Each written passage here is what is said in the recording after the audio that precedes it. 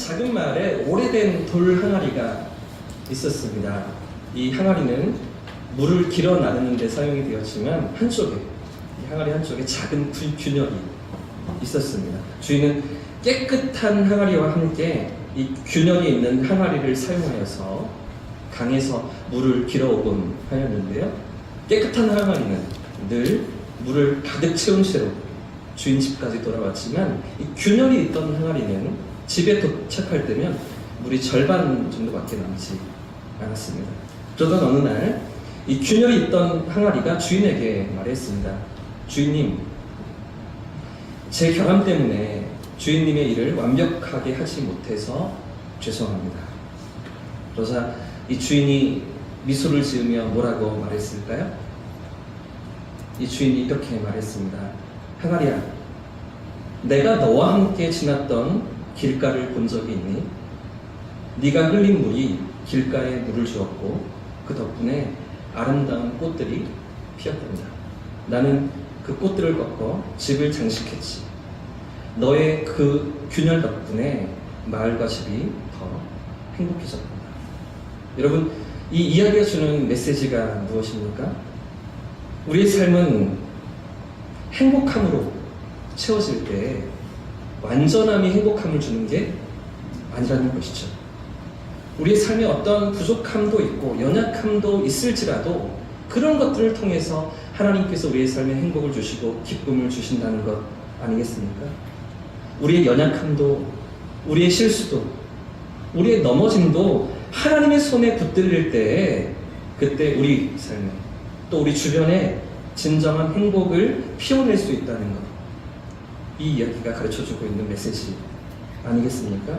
여러분, 혹시 요즘 행복이라는 단어를 들으면 어떤 생각이 떠오르십니까? 행복에 대해서 어떻게 생각하면서 살아가고 계십니까? 내 삶의 행복은 찾아와 있습니까? 언제쯤 찾아올 것 같으십니까? 여러분, 혹시 행복이 너무나 멀게만 느껴지지 않으십니까? 이런저런 시끄러운 세상의 이야기들로, 사건들로, 사고로 인하여서 우리의 삶의 행복은 저 멀리, 너무나 멀게 그렇게 느껴지진 않으십니까? 많은 사람들이 행복을 목표로 삼고 인생을 살아갑니다. 그러나 바쁜 일상과 삶의 무게 속에서 진정한 행복을 찾는 일은 쉽지 않아 보이는데요. 자, 그런데 오늘 본문은, 오늘 우리가 읽은 말씀은 이 행복을 넘어서는, 행복을 극복하는 기쁨에 대해서 가르쳐 줍니다. 특히 여호와를 기뻐하는 것이 우리의 힘이라는 이 말씀은 그저 기쁨이, 단순한 감정을 넘어서 우리의 감정적으로 느끼는 행복, 기쁨이 아니라 우리의 삶에 놀라운 능력을 주시는 하나님의 힘임, 오늘 말씀이 가르쳐주고 있는데요. 우리는 지난 1년 동안 이 사도행전 말씀을 통해서 초대교회의 사역과 믿음의 여정을 따라가면서 하나님의 계획과 섭리가 어떻게 이 땅 가운데 펼쳐져 왔는지를 함께 확인해 보았습니다. 바울과 바나바를 비롯한 사도들과 또 무명의 성도들을 통해서 고난과 핍박 속에서도 어떻게 복음이 전파되고 하나님의 백성들이 세계 곳곳에 세워지게 되었는지, 주님의 교회가 세워지게 되었는지를 확인하면서, 그래서 오늘 우리의 삶과 우리 교회가 그들의 믿음과 헌신을 본받아서 이 시대 속에서 어떻게 살아가야 하는가, 어떤 믿음으로 서기를 주님이 원하시는가를 함께 생각해 보았죠. 자, 이제 새해에는 구약입니다. 2025년에는 에스라서와 느헤미야서를 우리가 함께 살피면서 포로에서 돌아온 이스라엘 백성들, 바벨론 포로에서 돌아온 이스라엘 백성들이 어떻게 신앙을 회복하고 어떻게 무너진 성벽과 성전을 재건하면서 믿음의 공동체로 세워져 가는, 그러면서 그 가운데 그들의 힘이 되어주시는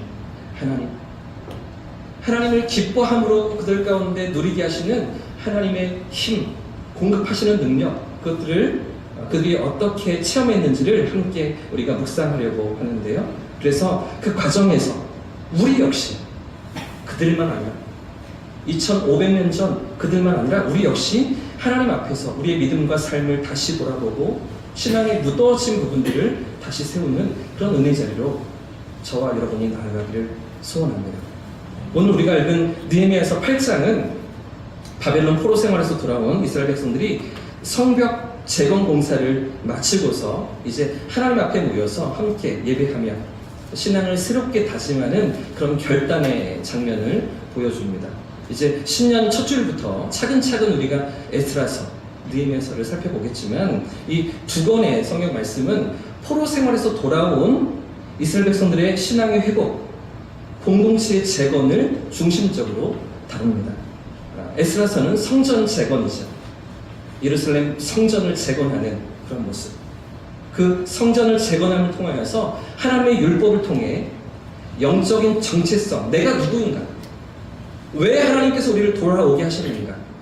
그 정체성을 회복하는 과정을 에스라서가 보여주고요. 이어지는 느헤미야 성경은 그 후에 성전이 재건된 후에 성벽을 또 재건합니다. 52일 동안 성벽을 재건하면서 공동체를 다시 세우는 이스라엘 지파 그 공동체를 다시 세우는 과정을 통해 하나님의 백성들이 다시 믿음으로 일어서는 모습을 우리에게 보여주는 것이죠. 그 중에서도 오늘 본문은 에스라, 느헤미야와 함께 돌아온 이스라엘 백성들이 이제 예루살렘 성벽 공사를 다 마무리한 상황입니다. 공사가 다 마쳐진 상황 가운데 이제 말씀 앞에 서서 새로운 믿음과 헌신을 다짐하는 장면이 오늘 읽었던 느헤미야서 8장 말씀인데요. 그러니까 그저 성벽 공사를 다 마친 정도가 아닙니다. 울타리를 다시 쌓고 안전하게 다시 생활을 시작하고 그런 것에서 멈추는 것이 아니라 하나님 앞에 모여드는 거죠. 우리 삶의 어떤 기반과 필요와 안전과 모든 것들을 다시 세우는 그런 것에서 멈춰지지 않고 하나님 앞에서 나와서 그들의 신앙과 삶이 새롭게 세워지는 모습을 오늘 본문이 보여주는 장면인데요. 성벽 공사가 다 끝난 이후에 이스라엘 백성들은 학사 에스라에게, 서기관이었던 에스라에게 율법책을 가져와 달라고 요청합니다. 오늘 본문 위에 느헤미야서 1장 8절 말씀, 8장 1절 말씀인데요. 같이 한 번 더 읽어보겠습니다. 8장 1절 시작. 이스라엘 자손이 자기들의 성읍에 거주하였더니 일곱째 달에 이르러 모든 백성이 일제히 수문학 광장에 모여 학사 에스라에게 여호와께서 이스라엘에게 명령하신 모세의 율법책을 가져오기를 청하네. 자, 그러니까 이제 성벽 공사가 다 끝난 상황입니다. 그리고 백성들이 다 집으로 돌아가서 편안히 살아가던 상황이죠. 그동안 힘겨웠던 모든 공사를 마치고서 이제 집에서 편히 쉴 수 있는 그런 상황이었습니다. 자, 그런데 그런 백성들이 지금 어디로 모이고 있습니까? 모든 백성들이 어디에 모여들고 있습니까? 수문학 광장입니다. 이 수문학 광장은 예루살렘 동쪽에 있던 문과 그 성벽 사이에 있던 공터를 가리킵니다. 성전 앞 광장이라고 할 수가 있겠는데요. 쉽게 얘기하면 성전 근처에 넓은 공간, 넓은 광장에 지금 백성들이 다 모여들고 있는 것입니다. 이때 제사장이자 학사인 에스라가 백성들 앞에 서서 그들이 요청하는 율법책을 들고서 낭독하기 시작하는데요. 3절 말씀도 보시면 백성 앞에 에스라가 새벽부터 정오까지 무려 6시간 동안 율법책을 낭독합니다. 모든 백성은 그 말씀을 경청하면서 귀 기울여 듣고 있는 상황인데 여러분 생각해 보십시오. 52일 동안 고단한 공사를 마무리했습니다. 2달 가까운 시간 동안 그렇죠? 황폐되어 있고 무너져 있던 성벽을 다시 지음으로써 그들의 삶의 안전한 울타리를 다시 쌓고 그리고 이방 민족들로부터 원수들로부터 공격과 침략에 대비하는 그 모든 안전한 상황들을 마련하는 그런 공사를 마친 그런 장면인데요. 그런데 왜 지금 수문학 광장에 이스라엘 백성들이 모여들고 있습니까? 무엇을 위해서 그들이 이 광장에 모여서 그들이 집회를 가지고 있습니까? 하나님의 말씀을 듣기 원했던 것이죠. 하나님 말씀 앞에 그들이 서기를 원했던 것입니다. 그저 우리의 안전한 성벽을 갖고 튼튼한 그런 어떤 성벽을 쌓고 거기서 멈춰서지 않고 하나님 앞에 다시 모여서 하나님의 도우심을 구하고 하나님의 인도하심을 바라보는 그런 자리로 이스라엘 백성들이 나아가고 있는데요. 그런데 중요한 것은 9절 말씀도 보시면 이스라엘 백성들이 에스라가 낭독하는 말씀을 들으면서 반응이 조금 이상합니다. 새벽부터 정오까지 무려 6시간 동안 에스라가 낭독하는 그 말씀, 율법책의 말씀을 듣는 가운데 백성들의 반응이 조금 이상한 거죠. 백성들이 말씀을 들으면서 울기 시작합니다. 자, 8절과 9절 말씀도 같이 읽어보겠습니다. 8절과 9절 시작. 하나님의 율법책을 낭독하고 그 뜻을 해석하여 백성에게 그 낭독하는 것을 다 깨닫게 하니 백성이 율법의 말씀을 듣고 다 어떻게 했습니까? 백성들이 어떻게 하고 있습니까? 울고 있는 것이죠. 율법을 읽어주고 그 율법에 대해서 하나님의 뜻이 무엇인가, 하나님이 왜 그렇게 명령하셨는가 율법을 해석하고 가르쳐주는 그런 시간으로 에스라가 앞에 서서 그 말씀을 낭독하고 가르치고 있는데, 그런데 왜 백성들이 울고 있는 것입니까? 이유가 무엇일까요? 그 이유는 오랜 시간 잊고 지냈던 하나님의 말씀이었기 때문입니다. 바벨론 포로 생활 동안 70년의 포로 기간 동안, 그리고 돌아와서 1차 포로 귀환, 2차 포로 귀환, 3차 포로 귀환으로 백성들이 돌아왔음에도 불구하고 하나님의 말씀을 잊은 채로 살아갔던 그들의 삶이었기 때문이죠. 이 율법의 요구 앞에서, 하나님의 명령 앞에서 자신들의 죄와 불순종을 깨달았기 때문입니다. 말씀대로 살지 못했습니다. 하나님의 뜻 앞에 순종하지 못했던 것입니다. 지난날의 모든 자기들의 잘못을 그들이 깨달았기 때문인 것인데요. 그때 에스라와 느헤미야는 백성들 앞에 서서 이렇게 선포하죠. 자, 9절과 10절 말씀 다시 한번 읽어보겠습니다. 시작. 백성이 율법의 말씀을 듣고 다 우는지라 총독 느헤미야와 제사장 겸 학사 에스라와 백성을 가르치는 레위 사람들이 모든 백성에게 이르기를 오늘은 너희 하나님 여호와의 성민이 슬퍼하지 말며 울지 말라 하고, 느헤미야가 또 그들에게 이르기를 너희는 가서 살찐 것을 먹고 단 것을 마시되 준비하지 못한 자에게는 나누어 주라. 이날 우리 주의 성민이 근심하지 말라. 여호와로 인하여 기뻐하는 것이 너희의 힘이다 하고. 아멘. 말씀을 듣고 깨닫는 이 백성들에게, 또 회개하며 눈물을 쏟고 있는 백성들에게 에스라와 느헤미야가 하는 이야기가 무엇입니까? 9절과 10절에서 그들이 어떻게 그 백성들 앞에 반응하고 있습니까? 울지 말라고 하죠. 울지 말고 슬퍼하지 말라고 이야기합니다. 오히려 기뻐하고 잔치를 베풀며 음식을 나누라고 이야기하는데요. 여러분, 이해가 되십니까? 이 장면이 공감이 되십니까? 지금 백성들은 하나님 말씀 앞에서 자신들의 죄를 깨닫고 있습니다. 깊은 회개의 마음으로 눈물을 쏟고 있는데, 그런데 왜 지도자들은 울지 말라고 하는 것일까요? 왜 슬퍼하지 말라고 하는 것입니까? 이유가 무엇일까요? 한 번 더 따라해 보겠습니다. 돌이킬 때 은혜가 임하기 때문이다. 그렇습니다. 돌이킬 때, 하나님께로 돌이킬 때에 은혜가 임하기 때문입니다. 뉘우치며 회개하는 심령을 하나님께서 이미 받으셨고 이미 용납하시며 은혜로 덮으셨기 때문입니다. 그렇기 때문에 더 이상 슬퍼하지 말라, 눈물 쏟지 말라고 하는 것인데요. 계속 슬퍼할 이유가 없다는 것입니다. 이미 하나님께서 그들의 중심을 받으셨고 그들의 회개를 기뻐하시며 용서하셨기 때문이라는 것이죠. 여러분 한번 생각해 보십시오. 만일 우리가 일상에서 범하는 모든 죄로 인해서 회개해야 된다면, 그래야 한다면, 그럼 우리가 얼마나 자주 회개의 자리로 나아가야 합니까? 우리의 부족함과 연약함이 매일같이 드러나고 하나님의 뜻 앞에 온전히 순종하지 못하는 우리인데, 그런데 이런 우리가 얼마나 많이, 얼마나 오래 회개의 자리에 여러분 머물러야 하겠습니까? 회개해도 금세 또 넘어지잖아요. 돌이켜도 뉘우쳐도 어느새 같은 죄를 반복하는 우리일 때가 얼마나 많이 있습니까? 하지만 여러분, 우리 하나님은 어떤 분이십니까? 우리가 믿는 하나님은 어떤 분이십니까? 인자하신 분이십니다. 자비하신 분이십니다. 우리가 돌이키며 회개할 때에 끝없는 사랑으로 용서하시며 은혜로 덮으시고 넘어진 자리에서도 우리를 찾아와 주시는 하나님이신 줄 믿습니다. 그래서 요한일서 1장 9절에 이렇게 말씀하셨잖아요. 만일 우리가 우리 죄를 자백하면 그는 미쁘시고 의로우사 우리 죄를 사하시며 모든 불의에서 우리를 깨끗하게 하실 것이죠. 우리가 회개할 때 우리를 용서하시고 깨끗하게 하시는, 용납하시는 하나님이시라고 성경은 말해주고 있습니다.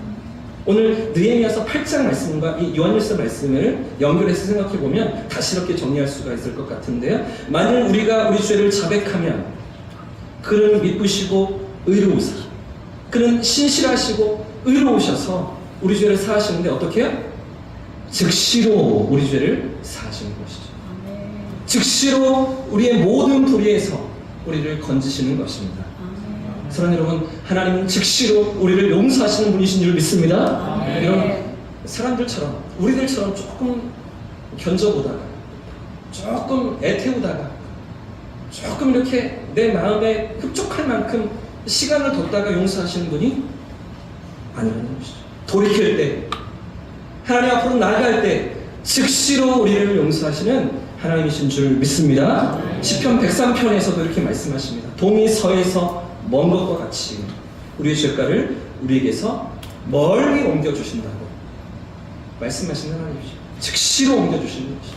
즉시로 용서하시는 것입니다. 은혜를 구하며 회개의 자리로 나아갈 때 지체하지 않고 품어주시며 크신 사랑으로 덮어주시는 하나님이시기 때문에, 그런 하나님의 은혜 앞에 우리가 서 있기 때문에 지금 에스라와 느헤미야, 지금 이스라엘의 지도자들은 슬퍼하지 말라. 수문학 광장에 모인 백성들에게 우리의 회개와 우리의 뉘우침과 우리의 모든 기도를 하나님이 받으셨다고 선포하면서 슬퍼하지 말라, 눈물 쏟지 말라 권면하며 위로하는 것입니다. 사랑하는 여러분, 지난 한 해를 돌아볼 때 우리의 삶에 얼마나 많은 실패의 자리가 있었습니까? 얼마나 많은 넘어진 자리가 우리에게 있었습니까? 그러나 여러분, 오늘 말씀은 우리에게 도전합니다. 그 실패가 끝이 아니라는 것이죠. 할렐루야. 그 넘어진 자리가 끝이 아니라는 것입니다. 비록 우리가 연약해서 넘어지고 하나님의 뜻에 순복하지 못하며 실패한 자리가 너무나 많이 있다고 할지라도, 그럼에도 하나님께로 돌이키고 회개의 자리로 나아갈 때에 눈물을 닦아주시는 하나님, 용서하시는 하나님, 일으키시고 샘을 주시는 우리 하나님이신 줄 믿습니다. 즉시로 용서하시고 즉시로 다가와 주시며 즉시로 일으키시는 우리 하나님이신 줄 믿습니다. 그러므로 여러분, 지난 한 해의 모든 연약함과 우리 실패를 내려놓고 다시 일으키시는 하나님을 기대하는 성도님들 되시길 축복합니다. 우리를 새롭게 하시는, 은혜와 용서로 다가와 주시는, 새로운 시작을 주시는 하나님을 기대하면서 2025년도를 출발할 수 있기를 축복합니다. 우리의 의지나 우리의 노력이나 우리의 가진 것이 아니라 오직 우리를 붙드시는, 우리 걸음을 인도하시는 하나님 앞에서 새해를 출발하고 주의 은혜와 이끄심을 생생히 맛보고 경험하는 저와 여러분의 새해가 되시기를 예수님의 이름으로 축복합니다. 자, 그런가 하면 또 하나, 회개하는 백성들에게 에스라와 느헤미야가 울지 말라고, 슬퍼하지 말라고 하는 이유가 또 한 가지 있습니다. 첫 번째는 즉시로 우리의 죄를 용서하시기 때문이죠. 뉘우치며 회개할 때, 돌이킬 때 즉시로 찾아오시는 하나님이시기 때문인데, 두 번째는요, 10절 말씀을 다시 한번 읽어보겠습니다. 10절입니다. 시작. 느헤미야가 또 그들에게 이르기를 너희는 가서 살찐 것을 먹고 단 것을 마시되 준비하지 못한 자에게는 나누어 주라. 이날은 우리 주의 성인이 근심하시며 여호와로 인하여 기뻐하는 것이 너희의 힘이라 하고. 여러분, 두 번째 이유가 무엇일까요? 한 번 더 따라해 보겠습니다. 여호와를 기뻐하는 것이 힘이기 때문이다. 그렇습니다. 여호와를 기뻐하는 것이 우리의 힘이며 능력이기 때문인데요. 여러분, 왜 여호와를 기뻐하는 것이 우리의 힘이고 능력일까요? 왜 그렇습니까? 하나님은 전능하시기 때문입니다. 하나님은 전능하신 분이신데, 그 하나님은 또 우리를 사랑하시기 때문이죠. 여러분, 그렇게 전능하시고 우리를 사랑하시는 하나님은 우리의 모든 필요를 채우기를 원하십니다. 우리의 공급자가 되어주시기를 원하십니다. 그러므로 우리가 하나님을 기뻐할 때 전능하시고 우리를 사랑하시는 하나님은 우리에게 세임을 주시고 능력도 주시며 강함도 주시는데요. 그래서 여기 힘이라고 번역된 히브리어는 원래 피난처라고 번역되는 단어예요. 혹은 요새라고 또는 산성이라고 번역되는 히브리어입니다. 그러니까 하나님께서 피난처가 되시고 산성과 요새와 같은 보호자가 되어주신다, 이런 말씀이겠죠? 여러분, 이 말씀이 에스라와 느헤미야를 통해서 이스라엘 백성들에게 선포될 때 그 당시에 백성들의 상황과 처지가 어떠했는가를 한번 생각해 보십시오. 이제 우리가 하나씩 살펴보겠지만 바벨론 포로 생활에서 돌아온 백성들이었잖아요. 70년 동안 황폐한 그 이스라엘 땅으로 다시 돌아온 백성들이었어요. 성전도 다시 재건했습니다. 가옥도 집도 다시 재건했습니다.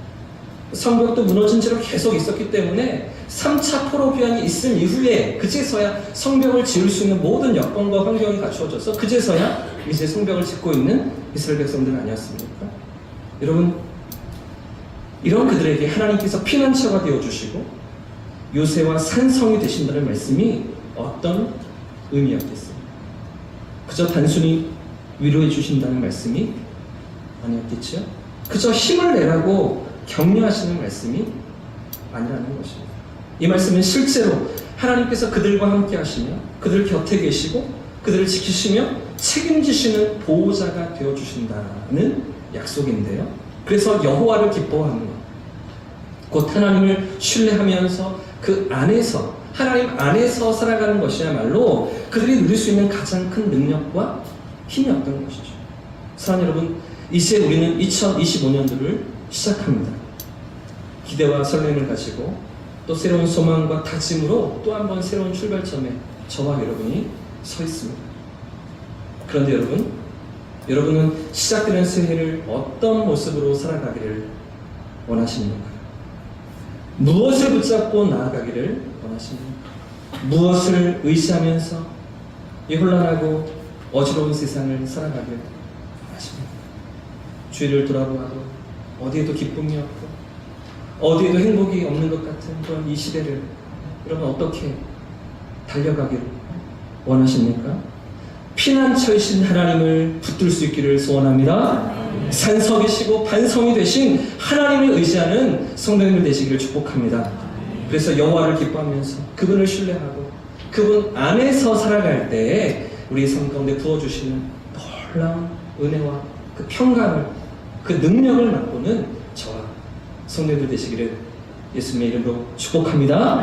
그 은혜가 우리가 감당할 수 없는 어려움을 이겨내게 하시고 우리 삶에 찾아오는 모든 시련과 고난도 극복하게 하시며 날마다 우리의 삶을 붙잡아 주시고 쓰임을 부어주시는 그런 은혜 속에 기쁨과 감사로 이 새해를 달려가는 복된 저와 여러분의 삶이길 축복합니다.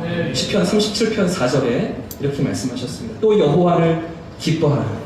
그가 내 마음의 소원을 내게 이루어 주시리로다. 할렐루야. 같이 한번 읽어보겠습니다. 시작. 또 여호와를 기뻐하라. 그가 내 마음의 소원을 이루어 주시리로다. 한 번 더 시작. 또 여호와를 기뻐하라. 그가 내 마음의 소원을 내게 이루어 주시리로다. 할렐루야. 여호와를 기뻐하며 그분을 신뢰하며 그분 안에서 살아가는 새해가 되시기를 축복합니다. 하나님 안에서 살아갈 때 우리 삶 가운데 부어주시는 모든 하나님의 역사, 하나님의 이루시는 일들을 경험하면서 그분의 은혜로 채우시는 그런 삶의 하루하루가 되시기를 주님의 이름으로 축복합니다. 자, 그럼 결론적으로 여호와를 기뻐하며 살아간다는 것, 여호와를 신뢰하면서 그분 안에서 살아간다는 것, 그것이 과연 무엇일까요? 이제 시작되는 새해를 우리가 그분 안에서 살아간다, 여호와를 기뻐하면서 살아간다, 그런 삶의 모습이 구체적으로 무엇입니까? 한 번 더 따라해 보겠습니다. 말씀을 가까이 하는 삶이다. 말씀을 가까이 하는 것입니다. 숨락 광장에 모였던 이스라엘 백성들처럼 말씀 앞으로 나아가는 것인데요. 여러분, 새해 저와 여러분의 삶이 하나님의 말씀 앞에 더 가까이 나아가기를 소원합니다. 날마다 말씀 안에, 말씀의 인도하심에 서는, 그래서 세상의 혼란함과 모든 이야기들과 세상이 말하는 것들에 우리의 마음을 빼앗기지 않고 말씀 앞에서, 말씀의 이끄심 앞에서 하루하루 살아가는 저와 여러분의 삶이기를 축복합니다. 그를 위해서 우리가 이제 내일부터 1월 1일부터 통독을 다시 시작하는 거죠. 왜 주일 매달 마지막 주일마다 성경 통독표를 띄워서 이렇게 주보에 드립니까? 왜 카톡방을 만들어서 이렇게 운영을 합니까? 안 그래도 카톡이 시끄러운데 왜 아침마다 알림이 뜹니까? 왜 이 링크를 올리고 해설을 올리는 게 아주 귀찮은 일이거든요. 매주마다 해야 되는 좀 피곤한 일인데도 불구하고 누군가는 챙기면서 그 일들을 계속해서 감당하고 진행하는 것입니까? 왜 이렇게 수고롭게 이 일들을 우리가 1년 동안 계속해서 진행하는 것입니까? 말씀 앞에 살자는 것이죠. 말씀의 인도하심 앞에 우리가 깨어 있자는 것입니다. 사랑하는 여러분, 새해에는 말씀 앞에 서는 저와 여러분의 삶이기를 원합니다. 그래서 또 한 해가 다 지나고서 2025년도 한 해가 다 지나고서 통독상, 성경 통독상을 나눌 때는 지난 주일처럼 15명만 아니라 30명, 40명이 상을 받는 우리 교회 될 수 있기를 축복합니다. 저와 여러분의 삶이기를 축복합니다. 여러분, 여호와를 기뻐하는 삶, 그분 안에서 살아가는 삶이 무엇이냐? 그분의 말씀 앞에 서는 것입니다. 그 말씀의 인도하심 앞에 날마다 나아가는 것인데요. 두 번째 또 하나가 더 있습니다. 역시 기도입니다. 한 번 더 따라해 보겠습니다. 기도로 깨어있는 삶이다. 그렇습니다. 기도로 깨어있는 삶. 기도로 하나님을 만나면서 하나님과 대화하는 시간을 갖는 것이죠. 우리의 마음을 올려드리고 하나님의 뜻을 찾는, 하나님의 인도하심을 구하는 기도의 시간. 여러분, 새해에는 기도의 자리에 더 가까이 나아가는 성령님 되시길 축복합니다.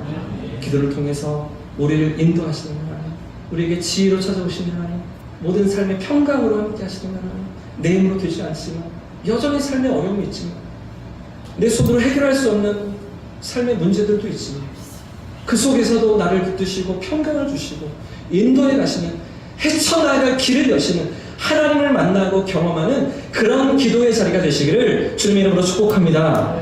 이를 위해서 새벽 기도의 자리에 나가시는 거예요. 아침에 첫 시간을 하나님 앞에 올려드리는 것입니다. 하나님 앞에서 하나님의 손을 붙잡고 그분과 함께 하루하루를 시작하는 것이죠. 여러분, 또 한 주를 마무리하면서 금요 기도의 자리에 나가시는 거예요. 여러분, 금요일 밤 정도 되면 한 주간의 피로가 몰려오죠.